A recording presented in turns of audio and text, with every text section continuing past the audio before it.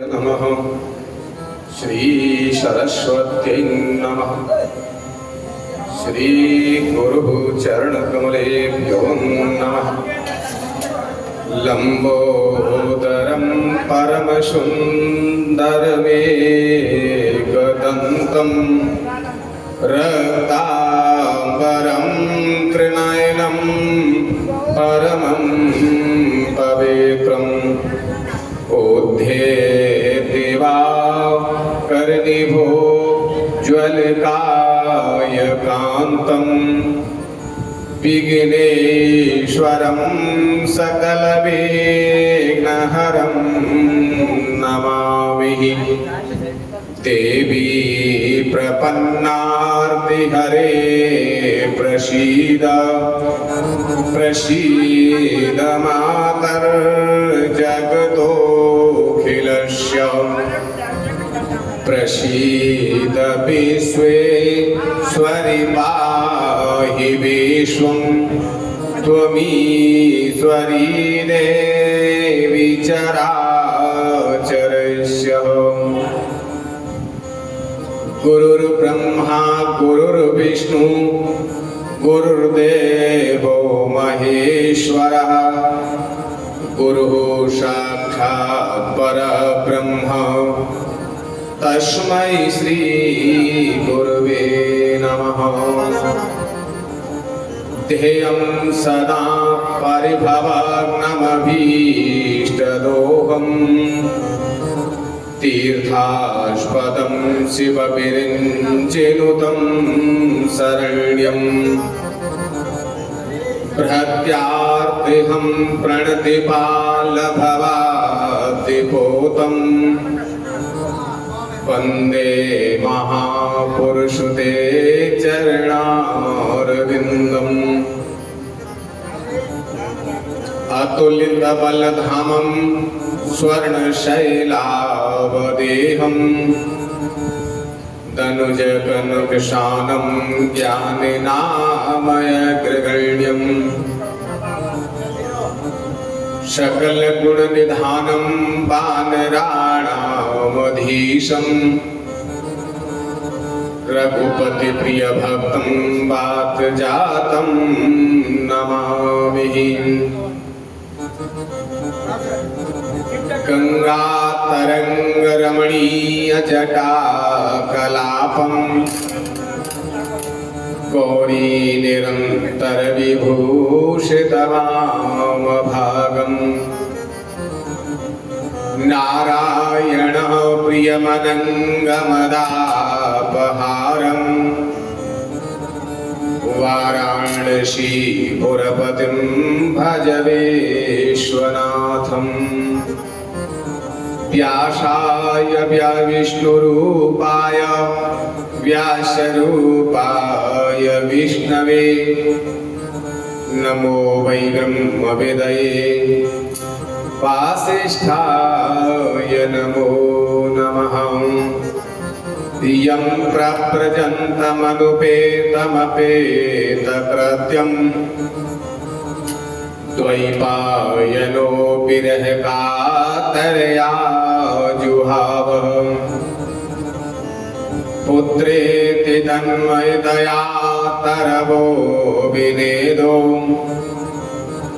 तं सर्वभूतहृदयं मुनिमानतोऽस्मि। राधा मेरी स्वामिनी मैं राधे को दास जन्म जन्म मोह दीजियो श्री वृंदावन को वास। राधा राधा रटतई सब व्याधा कट जाए कोट जन्म की आपदा नाम लेत हट जाए। जय जय श्री राधा रमण जय जय नवल किशोर जय गोपी चित चोर प्रभु जय जय माखन चोर। बोली वृंदावन हरि लाल की जय हो। बोलिए सद्गुरुदेव भगवान की जय हो। सिद्ध महाराज की जय हो। परम मंगलमय परात्पर अखिलेश्वर अकारण करुणा वर्णालय भक्त वांछा कल्पतरु कड़ित विदर पीताम्बरधारी श्री बालकृष्णाल की वांग्मय प्रतिमूर्ति श्रीमद् भागवत महापुराण को कोटि कोटि नमन। श्री सद्गुरुदेव भगवान के चरणों में कोटि कोटि नमन। अनंत बलवंत हनुमंत लाल के चरणों में कोटि कोटि नमन। भूत भावन भोलेनाथ के चरणों में कोटि कोटि नमन। भक्ति शक्ति स्वरूपा आदि शक्ति पराम्बा भगवती के चरणों में कोटि कोटि नमन। विराजमान सभी संत ब्राह्मणों के चरणों में कोटि कोटि नमन। आइए, कल आप कथा श्रवण कर रहे भागवत की महिमा का वर्णन, महात्म का वर्णन। भक्ति महारानी जहाँ वृंदावन में निवास कर रही, उनके जो पुत्र थे वो वृद्धावस्था को प्राप्त हो गए। संत नारद की कृपा से आज ज्ञान और वैराग्य दोनों जवान हो जाते हैं और भक्ति महारानी के साथ वृंदावन से जहाँ पर नारद जी कथा करा रहे गंगा के किनारे हरिद्वार धाम में वहाँ पर विराजमान हुए। तीनों युवावस्था को प्राप्त होकर के आज उन्होंने पूछा महाराज नारद जी से हम कहाँ विराजमान हो, तो उन्होंने कहा जो भक्त कथा श्रवण करने आए भक्ति महारानी ज्ञान और वैराग्य के साथ में उनके हृदय में भक्ति आप निवास करें सही श्रोताओं के हृदय में। तो ये कथा कल आप श्रवण कर रहे। आइए उसी प्रश्न की ओर चलते हैं। पहले अपने मन को एकाग्र करें, मन भगवान के चरणों में लगाएं, मन गुरु महाराज के चरणों में लगाएं और उसके बाद कथा की ओर चलते हैं। तो गुरु महाराज से प्रार्थना करेंगे कि गुरु महाराज हमारे ऊपर कृपा करें। किस प्रकार करें? जैसे अबोध बालक पर माँ कृपा करती है, इसी प्रकार अपने अबोध शिष्य पर गुरुदेव भगवान कृपा करें और उनसे प्रार्थना करें।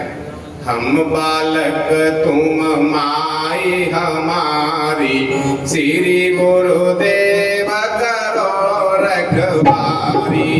हम बालक तुम माई हमारी, श्री गुरुदेव करो रखवारी। हम बालक तुम माई हमारी, श्री गुरुदेव करो रखवारी। हम बालक तुम माई हमारी, श्री गुरुदेव करो रखवारी। हम बालक तुम माई हमारी, श्री गुरुदेव करो रखवारी। हम बालक तुम माई हमारी, श्री गुरुदेव करो रखवारी। हम बालक तुम माई हमारी, श्री गुरुदेव करो रखवारी। हम बालक तुम माई हमारी, श्री गुरुदेव करो रखवारी। श्री गुरुदेव करो रखवारी, श्री गुरुदेव करो रखवारी। श्री गुरुदेव करो रखवारी, श्री गुरुदेव करो रखवारी। श्री गुरुदेव करो रखवारी, श्री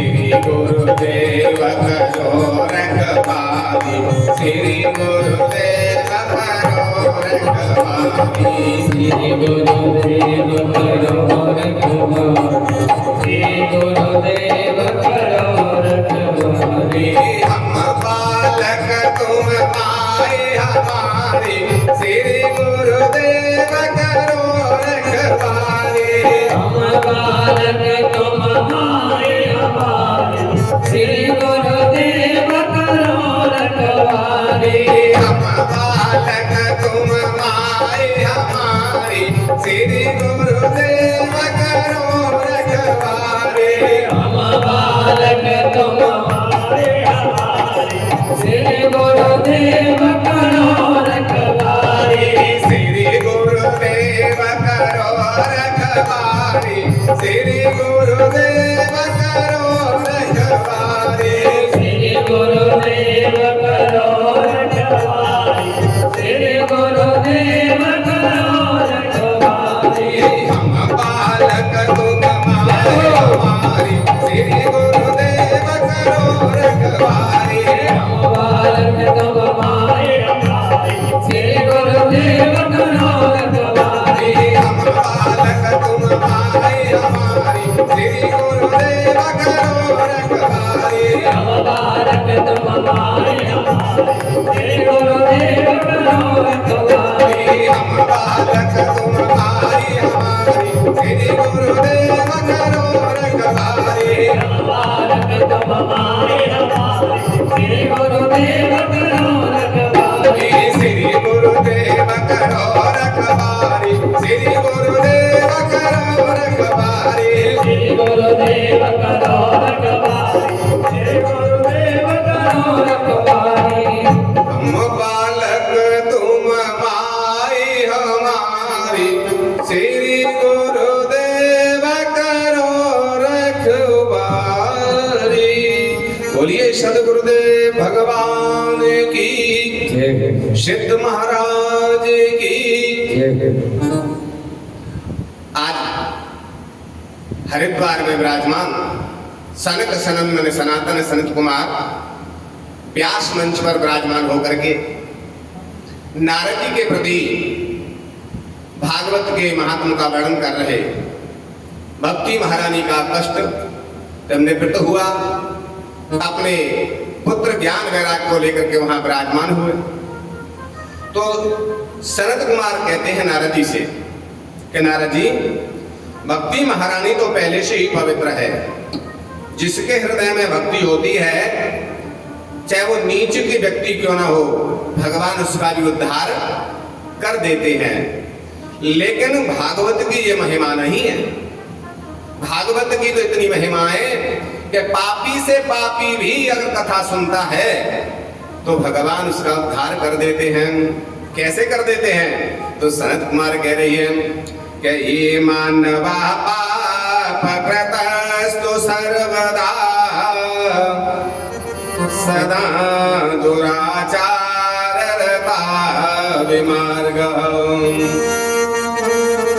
क्रोधाग्निदग्धा कुटिलाश्च कामिना सप्ता यज्ञेन कलौ पुनन्ति ते।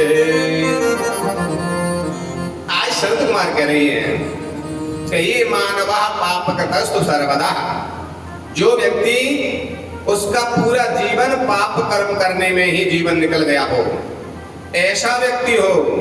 और कैसा हो कि दुराचार व्रता विमार्गा, हमेशा उल्टे कर्म किए हो जीवन में, और कुमार्ग पे चलने वाला हो, विमार्ग पे चलने वाला हो।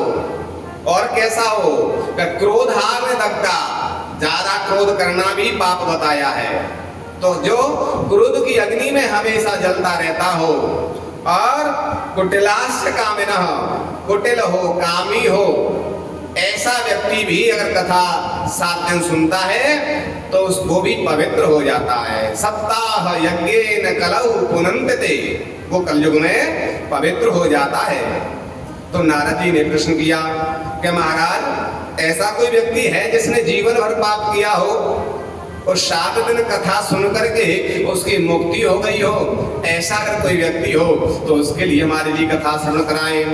तो सनक सनंदन सनातन संत कुमार कहते हैं कि हाँ, मैं तुम्हारे लिए एक कथा मुझे याद आ गई, मैं तुम्हें श्रवण कराता हूँ। ध्यान पूर्वक होकर सुनिए कि तुंगभद्रा तटे पूर्वम भूतपत्तनमुत्तमम् यत्र वर्णाश्वधर्मेण सत्य कर्म तत्परः। आज वो कहते हैं महाराज, एक तुंगभद्रा नाम की नदी थी और उसके किनारे पर एक उत्तम नगर था। इसमें एक ब्राह्मण निवास करते थे। वो कैसे ब्राह्मण थे? तो कहते हैं कि आत्मदेवः पुरे तस्मिन् सर्ववेद विशारदः श्रोतस्मार्तु निष्णातु द्वितीय इव भास्करः। इतने विद्वान थे, जैसे सूर्य के उदय होने से रात्रि का अंधकार समाप्त हो जाता है, ऐसे वो आत्मदेव नाम के ब्राह्मण इतने विद्वान थे कि अपने ज्ञान के द्वारा अज्ञानियों के हृदय के अंधकार को समाप्त करने में सूर्य के समान थे। द्वितीय एवं भास्कर, दूसरे सूर्य के समान थे।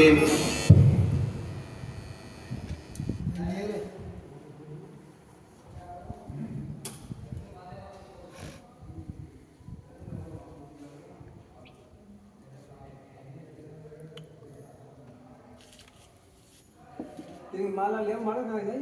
माला ने कम करी कौन सी पंडित जी है चैनल पंडित अपने पास क्या माला? की माला मारे का अपने पास रखो। नहीं पास क्या माला? भूला में चली गई माला में चली चली गई तो गाड़ी तो ले आई कहीं ले आ गए भूला में चली गई आइए फिर ले अरे ऐसे नहीं तो माला पहनी पर ये तो महाराज नहीं कहा है। मंगाने वाला ना तो कौन है? बाबा नहीं क्यों बदला गाँव थोड़ी तो लेके आओ ना। बाबा माला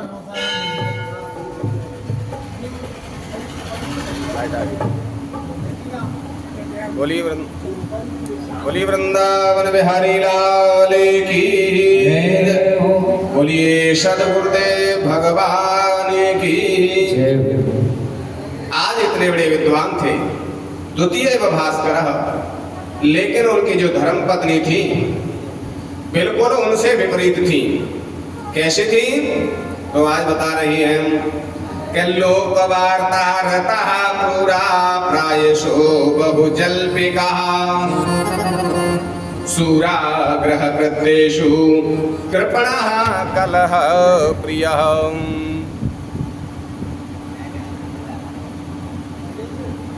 चेंज क्यों कर रहे हो? लाइट आती है तो चल रही है। लाइट कहाँ चली गई? लाइट चल रही है। अरे अबे तो चल रही है, बीच में चली जाते क्या करना। द्वितीय एवं भास्कर महाराज बड़े विद्वान थे, लेकिन उनकी पत्नी बिल्कुल उनसे विपरीत थी। लेकिन फिर भी आत्मदेव बड़े प्रसन्न आज धर्म का निर्वाह करते थे, लेकिन उनके कोई संतान नहीं थी, फिर भी बड़े प्रसन्न थे। एक दिन पड़ोसियों का आना प्रारंभ हुआ। आज के संसार में व्यक्ति अपने दुख से दुखी नहीं है, दूसरे के सुख से दुखी है। उन्होंने देखा जी आत्मदेव बड़े प्रसन्न रह रहे हैं, तो आज पड़ोसियों का आना प्रारंभ हो गया। और पड़ोसियों ने कहा कि महाराज तुम्हारे घर में ये गाय है ये कभी ब्याती नहीं, तुम्हारे घर में ये तुलसी है ये कभी हरी भरी नहीं रहती, क्या कारण है महाराज? आत्मदेव आप तो विद्वान हैं। आत्मदेव कहते महाराज पता नहीं, मैं तो खूब गाय की सेवा करता हूँ, तुलसी में नित्य जल देता हूँ, फिर भी तुलसी सूख जाती है। जिसके घर में तुलसी सूख जाए तो समझ लो कोई न कोई समस्या है। तो महाराज गाय नहीं ब्याती है तो ये कोई समस्या है? तो आप तो विद्वान हैं, आप इसका समाधान नहीं कर सकते। ब्राह्मण कहते महाराज मैं तो खूब गाय की सेवा कर रहा हूँ, तन मन से सेवा कर रहा हूँ, तुलसी में जल भी दे रहा हूँ, लेकिन मुझे नहीं पता, मेरी समझ में नहीं आ रही है क्यों सूख जाती है तुलसी और गाय क्यों नहीं ब्याती। पड़ोसी कहते इसका तो हमें पता है, तुम कहो तो हम तुमको बता दें। आत्मदेव को कहते हाँ महाराज बताओ तो क्या बात है? कहते हैं तुम्हारे पितृ देवता रुष्ट हैं, तुम्हारे कुल देवता रुष्ट हैं। क्यों रुष्ट हैं? क्योंकि वो सोच रही है कि आत्मदेव के बाद आगे हमें कौन आगे चल करके हमें कौन जल देगा और हमारे लिए कौन तर्पण करेगा श्राद्ध के महीने में। ये चल रहा है ना, अभी श्राद्ध पक्ष चल रहा है। ये पितरों का बहुत बड़ा पर्व होता है, जो तुम कहते हैं करही दिन। करही दिन नहीं है, ये राजा कर्ण के दिन है। राजा कर्ण इतना दान करता, स्वर्ण का इतना दान करता कि उसकी कोई गिनती नहीं। जब राजा कर्ण की मृत्यु हुई तो उनको स्वर्ग की प्राप्ति हुई। स्वर्ग में राजा कर्ण गए तो उन्होंने जाकर के देखा कि सोने का पलंग, सोने का बिस्तर, सोने का तकिया, सोने के सारे पात्र, आभूषण और भोजन जब आया तो सोने की सब्जी और सोने की रोटी, सोने का जल। अब तो राजा कर्ण बड़ा परेशान, क्योंकि स्वर्ग में तो अमृत मिलता है और यहाँ मुझे अमृत नहीं मिल रहा, ये सोना सामने रख दिया भोजन के रूप में। तब जाकर के देवताओं से पूछा राजा कर्ण ने कि महाराज मैंने इतना दान किया है, इसकी कोई गिनती नहीं, और फिर भी आज मुझे लिए अमृत नहीं मिल रहा स्वर्ग में भोजन के लिए। कह दिया महाराज आपको अमृत तब मिलता जब आप किसी को भोजन कराते, अन्नदान कराते, अन्नदान देते, तब आपको भोजन के रूप में यहाँ अमृत प्राप्त होता।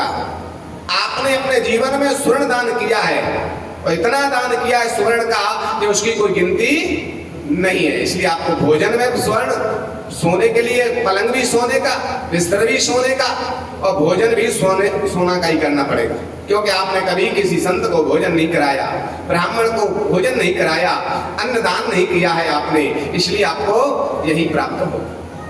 अब तो राजा कर्ण बड़ा दुखी हो गया, जी कोई खाने की चीज थोड़ी है, सोना पहनने की चीज है। तो आज कहते महाराज मैंने इतना दान पुण्य किया है, मेरा पुण्य इतना है, मैं स्वर्ग में आ गया, क्या मैं कुछ चाहता हूँ मुझे प्राप्त होगा? कि हाँ महाराज तुम जो कहोगे वो तुम्हें प्राप्त होगा, लेकिन तुम्हें अमृत नहीं मिलेगा। कहने लगे तो मैं आपसे बस यही प्रार्थना चाहता हूँ, कैसी कृपा कर दो कि मुझे दोबारा से पृथ्वी पे भेज दो। क्यों भेज दो? क्योंकि स्वर्ग में दान नहीं कर सकते, स्वर्ग में हम दान नहीं कर सकते, तपस्या नहीं कर सकते, पृथ्वी पर ही दान होता है, भोजन भंडारा होता है, तपस्या होती है। स्वर्ग में तो सिर्फ अपने जो पुण्य किया है वो भोग सकते हैं, वो भोग नगरी है और ये कर्म भूमि है, जहाँ पर हम दान कर सकते हैं, अच्छे कर्म कर सकते हैं, तपस्या कर सकते हैं, सेवा कर सकते हैं, ये कर्म भूमि है। और स्वर्ग है वो भोग भूमि है और नरक है वो प्रायश्चित भूमि है, इसलिए यहाँ स्वर्ग में दान नहीं होता। इसलिए तुम पृथ्वी पर जाना चाहते हो तो जाओ, तुमने पुण्य बहुत किया है। तो राजा कर्ण के लिए 15 दिन के लिए, 16 दिन के लिए यहाँ पृथ्वी पे भेजा गया। तो उसने, कर्ण महाराज ने ना तो अपनी दाढ़ी बनाई और ना कुछ कर्म किया है, छोर कर्म नहीं किया, और सिर्फ भंडारा प्रारंभ कर दिया, क्योंकि मुझे गिनती के 16 दिन मिले हैं। तो राजा कर्ण के दिन है, लोग कहते हैं करे दिन चल रही है, इसमें कोई शुभ काम नहीं कर सकते, कोई काम अच्छा नहीं कर सकते, जबकि ये नहीं पता है कि देवताओं ने 16 दिन राजा कर्ण को दिए हैं, सबसे महत्वपूर्ण दिन है, इनमें जितना दान किया जाएगा वो अक्षय हो जाता है और पितरों को प्राप्त होता है। ये विशेष करके पितरों के कल्याण के लिए बनाए गए हैं और पितरों के लिए उद्धार के लिए हैं। तो महाराज राजा कर्ण ने 16 दिन तक भंडारे किए, दान किए हैं, क्षौर कर्म नहीं करवाया और कुछ कर्म नहीं किया। बता है कि मेरे को 16 दिन मिले, तो इसलिए ये राजा कर्ण के दिन है, करे दिन नहीं, राजा कर्ण के दिन है। तो आज बड़ा सौभाग्य का दिन, ये मौका प्राप्त हुआ गुरुदेव की कृपा से, तो महाराज इसमें दान करना चाहिए। तो आज कह रहे हैं तुम्हारे पितृ देवता रुष्ट हैं, वो विचार कर रहे हैं कि आत्मदेव के बाद आगे चल करके हमको कौन दान करेगा। जो राजा कर्ण के दिन आएंगे, आश्विन पक्ष में, कृष्ण पक्ष में, कौन हमारे लिए तर्पण करेगा, कौन भोजन कराएगा, कौन भंडारा कराएगा। इसलिए तुम्हारे पितृ देवता रुष्ट हैं, तुम्हारे कोई संतान नहीं है, इसलिए तुम्हारे घर में तुलसी सूख जाती है, तुम्हारी गाय नहीं भी आती है, तुम्हारे पितृ देवता रुष्ट हैं, पितृ दोष है तुम्हारे घर में। अब तो आत्मदेव को बड़ा टेंशन, चिंता हो गई, विचार करने लगे कि हमारे पितृ देवता दुष्ट हैं, इसलिए हमारे घर में तुलसी हरी भरी नहीं होती, गाय नहीं भी आ रही और मेरे संतान नहीं है, मेरे पितृ रुष्ट हैं, तो ऐसे जीवन के लिए धिक्कार है। ऐसा विचार करके आत्मदेव घर को छोड़ करके और जंगल में चले गए। जंगल में जाकर के विचार करते हैं मैं अपने प्राण त्याग दूं, ऐसे जीवन से क्या मतलब है जिसके पितृ देवता ही दुष्ट हैं, जिसके मुंह देखने का धर्म नहीं है, जिसके संतान नहीं उसके मुंह देखने का धर्म नहीं है, जहां बैठ जाए वो जगह पवित्र हो जाती है, अशुद्ध हो जाती है, तो मेरे बैठने की जगह पर अशुद्ध हो जाती है। और ऐसा जान करके अपने जीवन को नष्ट करने के लिए आत्मदेव जंगल को चले। जंगल में गए, ग्रीष्म ऋतु थी, इनको प्यास लगने लगी। जब प्यास लगने लगी, एक सरोवर के पास में पहुंचे और उसमें जल पिया और जल पी करके वृक्ष के नीचे बैठ करके रोने लगे। क्यों रो रही है? विचार कर रहे मैं तो अपने प्राण त्यागने आया, थोड़ी देर और जल नहीं पीता तो मेरे प्राण निकल जाते, मेरा सारा दुख दूर हो जाता। कई लोग जब ज्यादा समस्या आती है घर में तो मरने को तैयार हो जाते हैं कि मर जाएं तो सब संकट दूर हो जाएंगे। कई लोग आग लगा लेते हैं, कई लोग फांसी लगा लेते हैं। तो ये मरने से, इस प्रकार मरने से उसकी गति नहीं होती है, उसे अधोगति मिलती है, प्रेत योनि को चला जाता है। जब तक हमारी आयु पूर्ण नहीं हुई है उससे पहले हमें अपने प्राण नहीं त्यागना चाहिए। जितनी श्वासें भगवान ने दी है उतनी श्वास हमको जीनी पड़ेगी। आज रो रहे थे जंगल में, तब तक एक संत आ गए। सन्यासी ने देखा ये बहुत तेजस्वी ब्राह्मण है, तेज झलक रहा है मस्तक से, और जंगल में एकांत में रो रहा है। लगता है ये भगवान की याद कर रहा है। ये भगवान आपने मनुष्य बनाया लेकिन आपने दर्शन नहीं दिए। क्योंकि मनुष्य के जीवन का सबसे बड़ा लाभ क्या है? कई लोग कहते हैं पैसे बहुत मिल जाए, जमीन ज्यादा हो जाए, बच्चे नौकरी पे लग जाए तो हमारा जीवन सफल हो गया, हमारा सबसे बड़ा लाभ हो गया। लेकिन ये धन कमाना, वैभव प्राप्त करना, नौकरी प्राप्त करना, ये जीवन का लाभ नहीं है। भागवत में बताया है कि अयम ही परमो लाभ उत्तम श्लोक दर्शन। मनुष्य के जीवन का सबसे बड़ा लाभ है अपने गुरु के दर्शन करना और भगवान का साक्षात्कार हो जाए, तब ये मनुष्य का सबसे बड़ा जीवन का लाभ है। जब तक मनुष्य बन करके हमें भगवान के दर्शन नहीं हुए, अपने इष्ट का साक्षात्कार नहीं हुआ, तो हमारा जीवन व्यर्थ चला गया। सबसे बड़ा लाभ है भगवान की प्राप्ति करना, आत्मा का परमात्मा से मिलन हो जाना, ये सबसे बड़ा लाभ है। यही लाभ सबसे बड़ा। और जितना भी धन कमाया, कुछ भी कमाया, सब यही नष्ट हो जाएगा, कुछ भी हमारे साथ जाने वाला नहीं है। आगे आपको बताएंगे इसी प्रश्न क्या साथ जाएगा क्या नहीं जाएगा। तो आज लगता है ये भगवान के लिए रो रहे हैं, कोई विद्वान ब्राह्मण है, भगवान के दर्शन नहीं हुए इसलिए रो रहा है। आज वो सन्यासी महात्मा पास में पहुंच गए और जाकर के आज वो कहने लगे, सन्यासी पूछ रहे हैं ब्राह्मण से, कथम रोदसी विप्रतम काते चिंता बलीयसी पदतम सत्वरम मह्यम स्वस्य दुःखस्य कारणम। आज वो कह रहे हैं संत, सन्यासी संत कह रहे हैं आत्मदेव से, कथम रोदसी विप्रतम, अरे ब्राह्मण, तुम ब्राह्मण लग रहे हो, तिलक लगे हैं, कंठी पहने हो, एक दो कभी धारण किए हो और ब्राह्मण जैसे आभूषण पहन लगते, आप ब्राह्मण हैं, तो कथम रोदसी विप्रतम, तुम क्यों रो रहे हो? काते चिंता बलियसी, ऐसी क्या चिंता व्याप रही है इससे रो रहे हो? क्योंकि मनुष्य का रोना बड़ा भयंकर माना गया है। क्योंकि महिलाएं तो थोड़ी थोड़ी बात पर रोने लगे हैं, प्रसन्न हो जाती हैं, लेकिन मनुष्य का रोना बड़ा कठिन होता है। वो कभी थोड़ी सी संकट में कभी नहीं रोता हो, मनुष्य के आंख से आंसू कभी नहीं निकलता। विशेष समस्या होती है, जटिल समस्या होती है, तब मनुष्य के आंख से आंसू निकलता है। तो लगता है बहुत बड़ी समस्या है तुम्हारे लिए, तब तुम रो रहे हो। और क्या चिंता है? बलतम सत्वरम मह्यम स्वस्य दुःखस्य कारणम, अपने दुख का रोने का कारण बताओ। जैसे आज संत को देखा, आज वो रोते रोते ब्राह्मण संत को प्रणाम करता है और कहता है मेरे जीवन के लिए धिक्कार है, मुझे मनुष्य का जीवन मिला, मुझे ज्ञान प्राप्त हुआ, उच्च कुल में मेरा जन्म हुआ, लेकिन फिर भी मेरे जीवन को धिक्कार है। कैसे? तो आज वो कह रहे हैं कि धिक्जीवितम प्रजाहीनम धिग्रहम च प्रजाविनः धिग्घनम चानपत्यस्य धिक्कुलम संतति विनः। आज वो ब्राह्मण कह रहे हैं संत से, महाराज धिक्जीवितम प्रजाहीनम, ऐसे जीवन के लिए धिक्कार है जिसके कोई प्रजा नहीं है, कोई संतान नहीं हुई, मनुष्य का जीवन मिला, उसका वंश वृद्धि नहीं हुई, तो ऐसे जीवन के लिए धिक्कार है।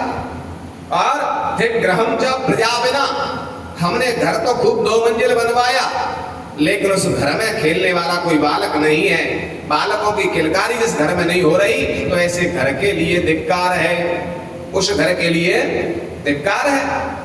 धिग्घनम चानपत्यस्य, हमने पैसा तो बहुत कमाया, लेकिन आगे चल करके इस पैसे को भोगने वाले कोई संतान नहीं है, तो ऐसे धन के लिए भी धिक्कार है। और धिक्कुलम संतति विनः, ऐसे कुल के लिए धिक्कार है जिस कुल को आगे बढ़ाने वाला कोई संतान नहीं है। ऐसा बताया है कि आप नाट हो जाए लेकिन बाप नाट नहीं होनी चाहिए, तो वंश नहीं डूबना चाहिए। तो इस वंश को डुबाने के लिए अगर कोई संतान नहीं है तो ऐसे कुल के लिए ही धिक्कार है जिसमें आगे कुल बढ़ाने के लिए कोई संतान नहीं हुई। जैसे आज कहा तो संत विचार कर रहे, मैं तो सोच रहा जाए भगवान के लिए रो रहा है, लेकिन जंगल में बैठा हुआ भी संसार के लिए ही रो रहा है। ये तो संसारी प्राणी निकला। मैं सोचा जी आत्मा से परमात्मा का मिलन करने के लिए रो रहा है। भगवान मुझे मनुष्य का जीवन दिया, बड़ा अमोल है। कबहू कर करुणा नर देहि और देतई सवे न हे तो सनई भगवान विशेष कृपा करते हैं तब ये मनुष्य का शरीर मिलता है 84 लाख योनि भोगने के बाद। लेकिन इसके बाद भी इस मनुष्य के लिए रो रहा है, संसार के लिए रो रहा है। इसे अपना परमात्मा से मिलन का समय मिला। मनुष्य का जीवन क्यों मिला है? ये तन कर फल विषयन भाई स्वर्ग स्वल्प अंत दुखदाई। विषय वासनाओं के लिए नहीं मिला, धन कमाने के लिए नहीं मिला। ये मनुष्य का जीवन क्यों मिला है? तो तुलसी बाबा कहते हैं कि साधन धाम मोक्ष कर द्वारा, साधन धाम मोक्ष कर द्वारा।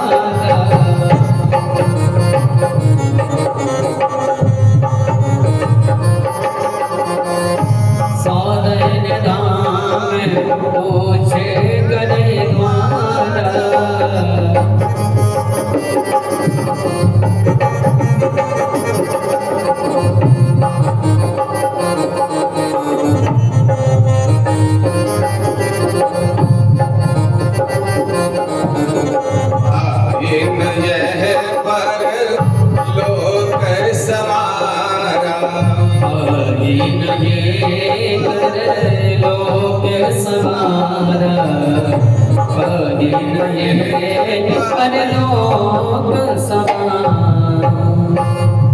आज कहते हैं साधन धाम मोक्ष कर द्वारा और पाई न जय परलोक समारा।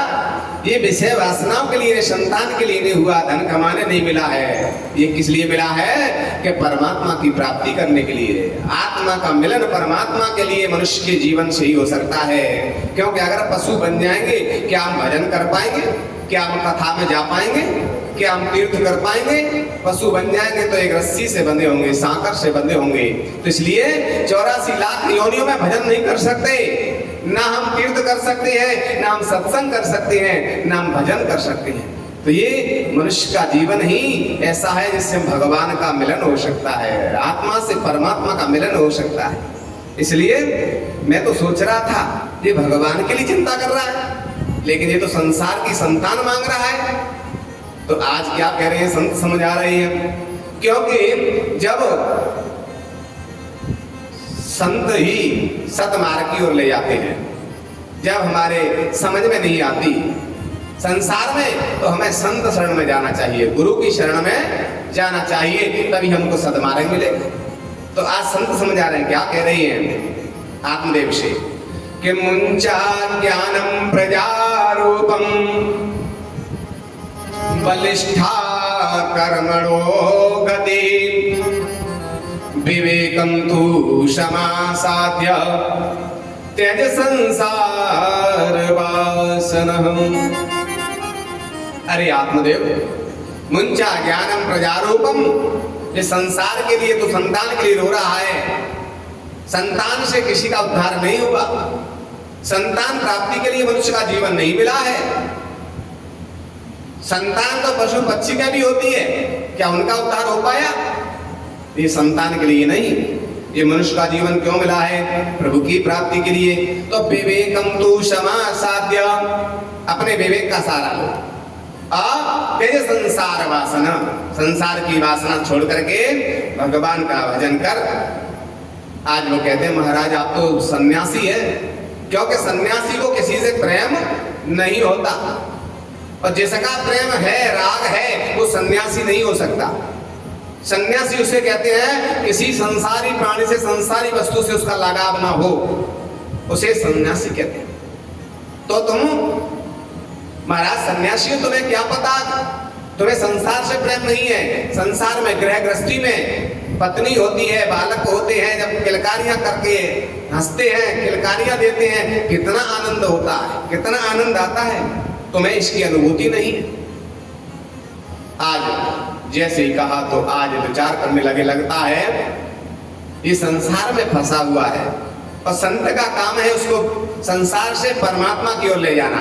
गुरु का अर्थ है गु माने अंधकार, रू माने प्रकाश, अंधकार से प्रकाश की ओर ले जाना, संसार से परमात्मा की ओर ले जाना, ये गुरु का काम है, ये संत का काम है। तो आज महाराज वो कह रहे हैं, उन्होंने देखा बार बार समझाया नहीं समझ में आया, तो आज उनके भाग्य को पढ़ करके भालाक्षर पढ़ के कह रहे हैं, सुन आत्मदेव, मैं तुझे एक पते की बात बता दूं। क्या? मैंने तेरे भाग्य की रेखा पढ़ ली है और तेरे भाग्य में क्या लिखा है पता है? हाँ महाराज बताओ। तो आज कहते हैं कि सप्ता जन्म मधे तव पुत्रो नैव च नैव च।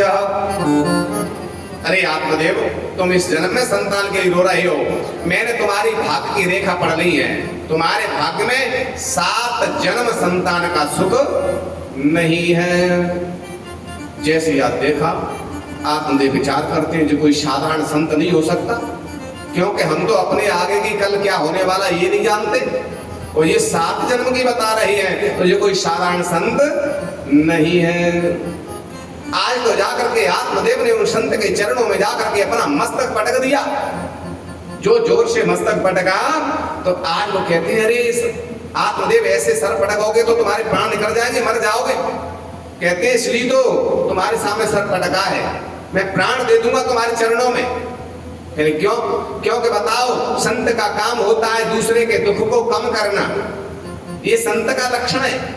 और तुम कैसे संत हो कि तुमने मेरा दुख तो कम नहीं किया और मेरा दुख 7 गुना बढ़ा दिया।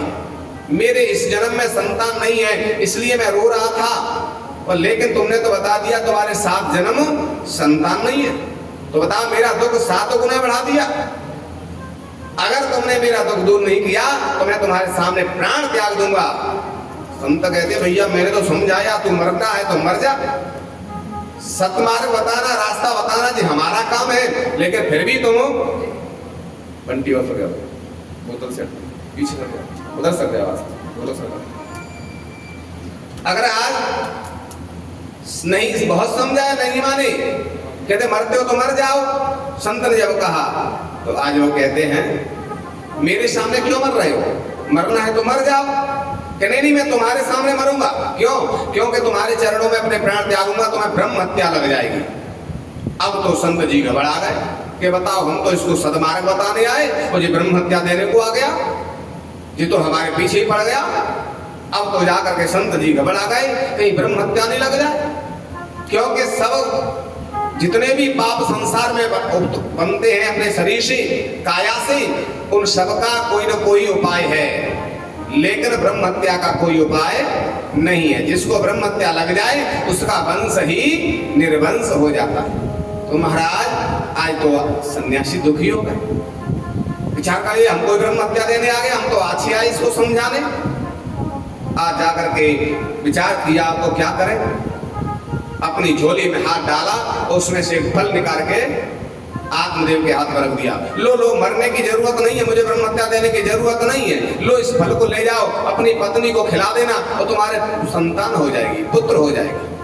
जैसी आज फल दिया, आत्मदेव भूले नहीं समा रहे, आज तो गदगद हो कंठ से हंसने लगे और जय जयकार संत की करने लगे, क्योंकि आत्मदेव विद्वान थे।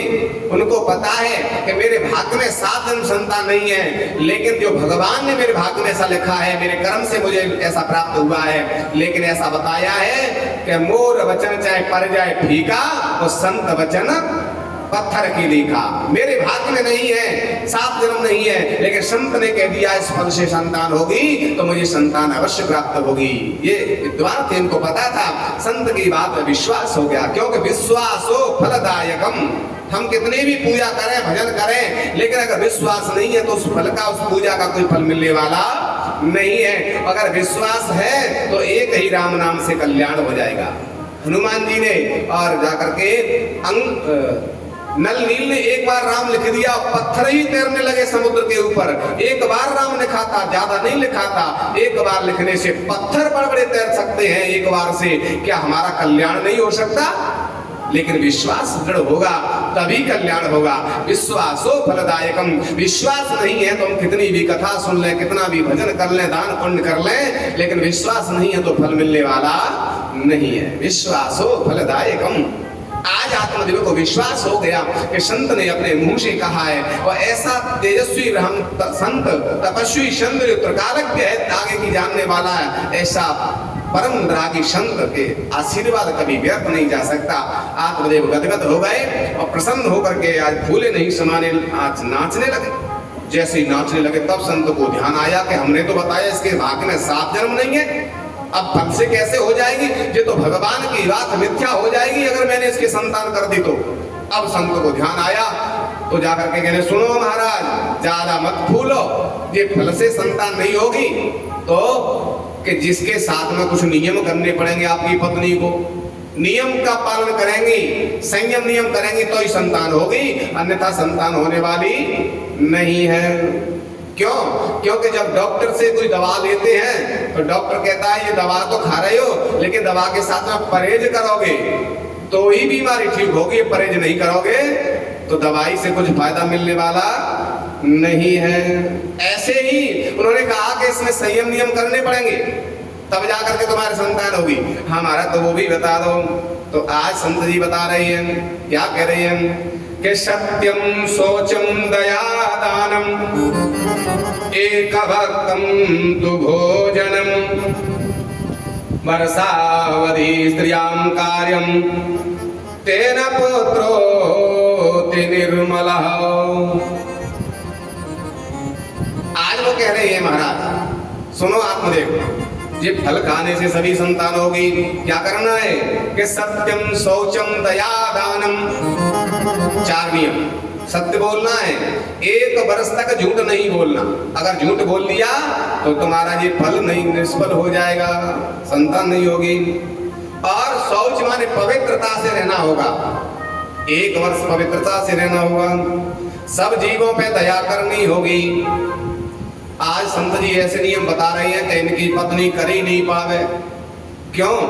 क्योंकि महिला के अंदर ज्यादा दया नहीं होती। पुरुष तो दया कर भी देगा, लेकिन 8 दिन में 1 दिन तो अपने मूड धोएंगी, तो जैसे ही जुआ निकलेगा तो आज चटाक सीधे मार ही देंगी तो हत्या हो जाएगी, तो दया कहाँ रही। इसलिए 1 साल दया करना है, 1 साल झूठ नहीं बोलना, पवित्रता से रहना है। और 1 वक्त तुम तो भोजन, 1 वर्ष तक 1 ही समय भोजन करना होगा। और क्या बता रहे हैं कि वर्षावधि श्रियम कार्यम तेन पुत्रोति निर्मलः। अगर इस प्रकार से 1 वर्ष नियम किया तो आ जाओ, हमारा आशीर्वाद है, इस फल से तुम्हारी संतान हो जाएगी। अब वो आत्मदेव तो 4 नियम पालन करते थे क्योंकि विद्वान थे, सत्य हमेशा बोलते थे और पवित्रता से रहते थे, और एक समय भोजन एक समय फलाहार करते थे। उनका तो जीवन अनुष्ठानों में नियम ही चलता है, सवेरे फलाहार किया, शाम को भोजन किया, यह सही ऐसी अनुष्ठान होते थे, कथा होती थी, अनुष्ठान होते, यही नियम था पहले। लेकिन अब तो धीरे धीरे समय परिवर्तन होते जा रहा है। आज लेकर के आत्मदेव फल लेकर के पहुंचे, जा करके अपनी पत्नी से कहा, सुनो आज हमारे ऊपर संत कृपा हो गई, ये फल आप खा लीजिए, इसके खाने से आपके संतान हो जाएगी, वंश की वृद्धि होगी। जैसे ही सुना धुंधुली देवी ने पति से कहा, हमारा लाई संत का प्रसाद है, हाँ लाओ, भी मैं प्रसाद को नहा धो करके पवित्रता से खाऊंगी इसको, आप चिंता मत कर। संत ने कहा कि इसको खिला देना, लेकिन भूल हो गई, फल को दे करके पत्नी को चले गए। हाँ ठीक है, नहा धो के पवित्रता से खा लेना, लापरवाही कर दी। संत की बात को एक एक शब्द को ध्यान से सुनना चाहिए, क्या बोल रहे हैं, क्योंकि उनकी बात में बहुत बड़ा रहस्य छिपा होता है। क्योंकि बात हमेशा संत और भगवंत गोल गोल भाषा में बोलते हैं, कभी कोई बात स्पष्ट नहीं कहते।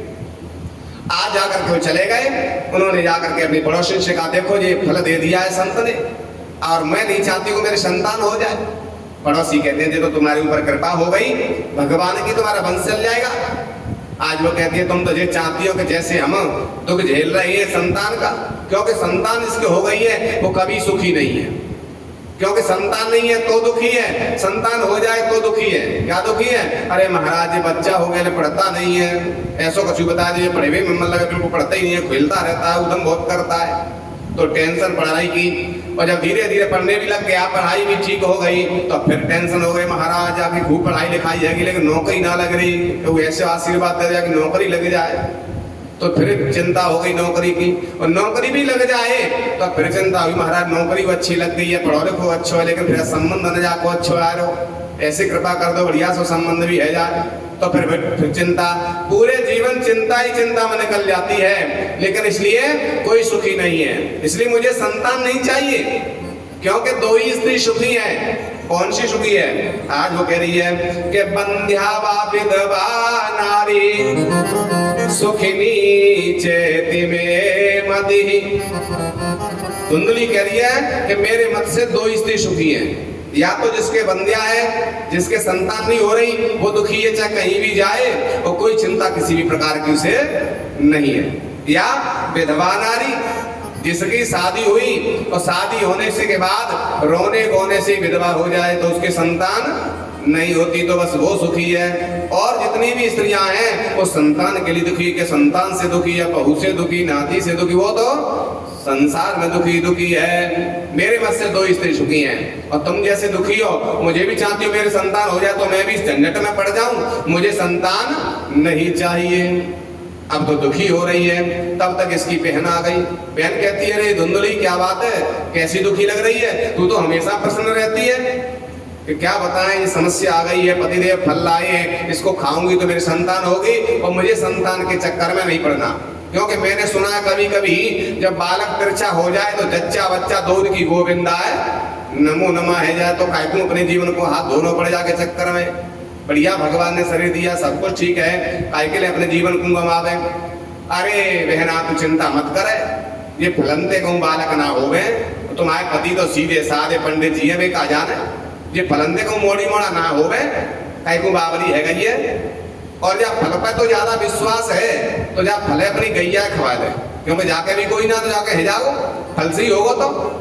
और रही बात तेरी, तो देख चिंता मत कर, देख तेरे घर में धन की कमी ना है पर खाए वाला कोई ना है, और मेरे घर में खाए वाले बहुत है पर धन की कमी है। तो ऐसा करो अदला बदली कर लो, मेरे गर्भ है तो तुम चिंता मत करो, पति देव तो सीधे हैं, कह दियो मैंने खा लो फल, गुप्त रूप से रहियो, और मेरे बालक है जागो तो मैं अपने बालक है तेरे यहाँ पहुंचा दूंगी, और तेरे यहाँ धन बहुत है और धन है मोह दे दिए तो मेरे घर की व्यवस्था है जागी, बालक तो दे दूंगी तो तेरी व्यवस्था है जागी, तो कोई संकट नहीं। और पालने पोषने के लिए मैं आ जाऊंगी, दूध की व्यवस्था मैं करूंगी, खिलाने पिलाने नवाए धोआए भी सब मैं करूंगी, चिंता मत करे। अब तो प्रसन्न है कि जी काम बढ़िया है, वो बेगर मेहनत के वो बालक मिल रहा है, कोई समस्या नहीं है। उसके लिए संग देवी आवेगी, बहना आवेगी, सारी व्यवस्था यही करेगी, वो कछु नहीं करना पड़ेगा, करो कराएगा बालक मिल जाएगा, सारी सेवा यही करेगी। प्रसन्न हो गई, आज जाकर के फल को तो गाय को खिला दिया और गुप्त रूप से रहने लगी। धीरे धीरे समय चलने पर जैसे ही समय आया, आज उस गाय के बालक हुआ जो फल खिलाया। अब जो नियम बताए थे, सत्य बोलना है, सतमार्ग में चलना है, तुम गाय के लिए तो सभी नियम पालन हो रहे। तो सुंदर समय संत कृपा से गाय के सुंदर बालक हुआ, लेकिन कान उसके कैसे थे? गाय जैसे। तो उसका नाम कर्ण संस्कार किया है आत्मदेव ने, उनका नाम रख दिया गौकर्ण। गौ जैसे इसके कान है तो उसका नाम गौकर्ण रख दिया। और धीरे धीरे समय आने पर तथा कालेन सा नारी प्रसूता बालक तदा आनीय जनयो बालम रहेशो धुंधली ददहु। समय आने पर धुंधली के भी बालक हुआ। आज धुंधली के जो बहन के बालक हुआ वो धुंधली को दिया गुप्त रूप से, उनको धन दे दिया। धन लेकर के चली जाते हैं उनके पतिदेव और प्रेम से निर्वाह करने लगे। धीरे धीरे अब उस बालक का नामकरण संस्कार किया। जैसी नामकरण संस्कार कर रही है तो विचार कर रहे मेरा नाम आत्मदेव है, अपने बेटे का नाम परमात्मा देव रख दूं।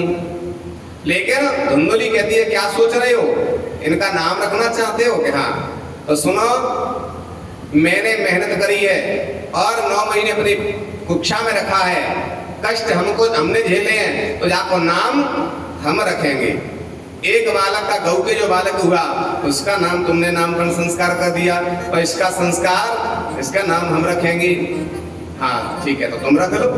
धुंधुली कहती है मेरा नाम धुंधुली और मेरे बेटे का नाम धुंधकारी होगा, मेरे नाम से विख्यात होगा, तुम्हारे नाम से नहीं। ठीक है देवी, पति पत्नी का दोनों का अधिकार बराबर का होता है। आज उसका नाम धुंधकारी रख दिया। धीरे धीरे वो बालक बड़े होने लगे दोनों। तो कहते हैं सूत जी महाराज कह रहे हैं कि क्रियत काले तौ जातौ तरणौ तनया वो गोकर्णः पंडितो ज्ञानी धुंधकारी महाखलः। आप जैसे देखा कि धुंधकारी महाखल, किराए से लिया हुआ बालक, क्या वो सेवा करेगा, क्या वो संस्कारी होगा? संस्कार हमेशा गर्भ से ही बालक में पड़ते हैं। आगे आपको बताएंगे, प्रहलाद जी को गर्भ में ही संस्कार प्राप्त हो गए, गुरु संत नारद की कृपा से गर्भ से ही सीख करके आए। अगर संस्कार गर्भ से दोगे तभी बालक संस्कारी निकलेगा, और किराए से लिया हुआ बालक और गोद से लिया हुआ बालक वो क्या सेवा करेगा? आज धीरे धीरे गोकर्ण पंडितो ज्ञानी धुंधकारी महाखल, जो गाय के द्वारा बालक हुआ, संत के आशीर्वाद से जो बालक हुआ वो महान ज्ञानी हुआ, विद्वान हुआ। और जो अपनी बहन का पैसे के बदले में बालक लिया बहुत ही दुष्ट निकला। आज धीरे धीरे बड़ा हो गया, अंटी खेलने लगा और व्यसन करने लगा। जितना भी पैसा था आत्मदेव का, सब पैसा आज व्यसनों में समाप्त कर दिया। धीरे धीरे सब पैसा समाप्त हो गया। तो जाकर के आज धुंधकारी अपने पिता से कहता है आत्मदेव से कि हमें पैसा दे दो। तो आज उन्होंने कहा कि देखो पैसा तूने सब बर्बाद कर दिया व्यसनों में, और ये ब्राह्मण का कर्म नहीं है जो व्यसनों में पड़े हो, मदरा पान कर रहे हो, जगह जगह मदरा की बोतल पड़ी है घर में। ये ब्राह्मण के लक्षण नहीं है, संस्कार नहीं। बहुत समझाया लेकिन एक बात नहीं सुनी, मुझे पैसे दे दो। जब नहीं सुना तो आज पिता को ही ताड़ना देने लगा। तो आज कहता पैसे निकाल के दे दो, नहीं मैं तुम्हारी ठीक व्यवस्था करूंगा। कह करके आज धुंधकारी चला गया। अब तो आत्मदेव रोने लगे। आत्मदेव रो रही है, विचार कर रही हैं कि देखो संत ने ठीक बताया था कि संतान से किसी को सुख नहीं हुआ। राजा सगर के 60,000 पुत्र थे, क्या राजा सगर को सुख मिला संतान का? इसलिए संतान से किसी को सुख नहीं है। सुख तो अपने भाग में लिखा होता है, उसी को सुख प्राप्त होता है।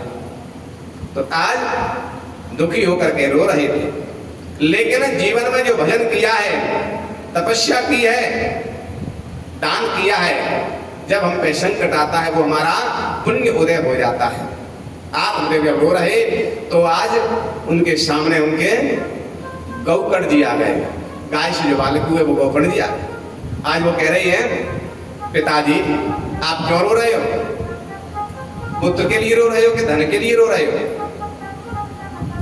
कुछ भी था तो साथ में आया है ना, कुछ साथ जाएगा। असारा खलु संसारो दुख रूपी विमोहका सुतम कस्य धनम कस्य स्नेहवान जलते सम। आज वो कह रही है असार खलु संसार, इस संसार में कोई भी वस्तु सार है तो भगवान का भजन सार है, और सब असार है। दुख रूपी विमोह का ये संसार कैसा है? गीता में भगवान ने बताया है दुखालयम शाश्वतम, ये लोक दुख का है, दुखालय है।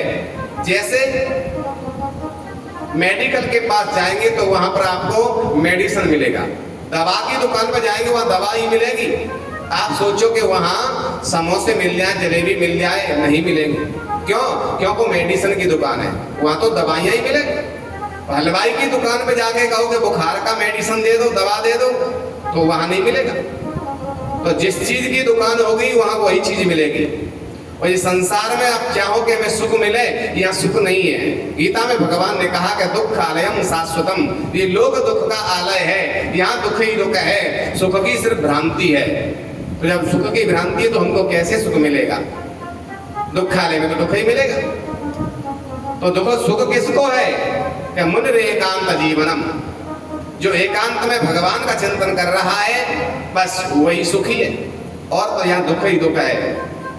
और किस प्रकार से संसार ने शरीर बनाया, तो कहते हैं स्त्रीमान सरुधिरे विमतिम त्यजातुम जाया सुतादिषु सदा ममतां विमुञ्चम् पश्यानिशं जगदिदं क्षणभङ्गनिष्ठं वैराग्यरागरसिको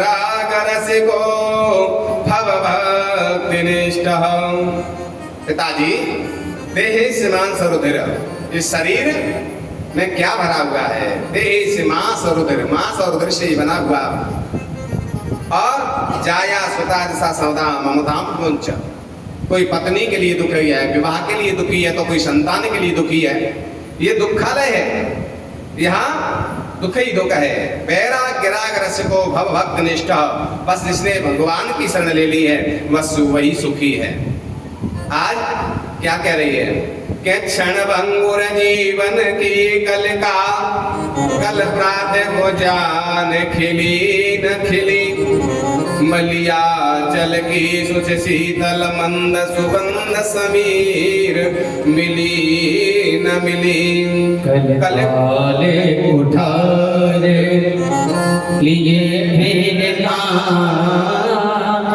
तरनम्र पे चोट झिली ना झिली, कले काले उठारे।